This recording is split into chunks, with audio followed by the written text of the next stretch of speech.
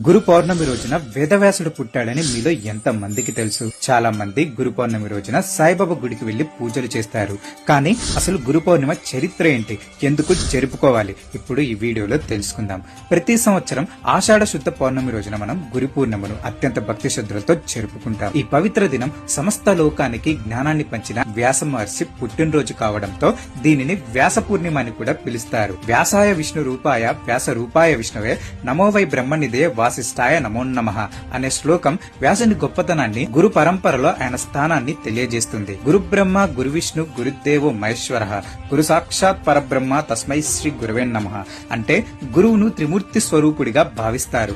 బ్రహ్మలా మనలో జ్ఞానాన్ని పుట్టించి, విష్ణువుల ఆ జ్ఞానాన్ని రక్షించి, శివుళ్ళ అజ్ఞానాన్ని తొలగించి, మానవతా విలువలు మరియు సద్గుణ సంపన్నతను ఎలా పొందాలో నేర్పేవాడే గురువు. లోకంలో ఎలా జీవించాలో తెలియజేసే మార్గదర్శకుడు గురువు.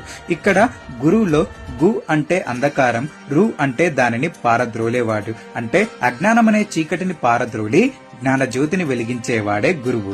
జ్ఞానాన్ని కోరుకునే వాళ్ళు ఈ రోజు తమ గురువులను, పెద్దలను గుర్తు చేసుకుని వాళ్లకు కృతజ్ఞతలు చెబుతారు. పుస్తకాల జ్ఞానం కాకుండా జీవిత సత్యాన్ని నేర్పే గురువులను ఈ రోజు దర్శించుకోవటం, వాళ్ళని స్మరించుకోవటం చాలా ముఖ్యమైనది. జ్ఞానాన్ని పంచే గురువులందరికీ గురు పూర్ణిమ శుభాకాంక్షలు.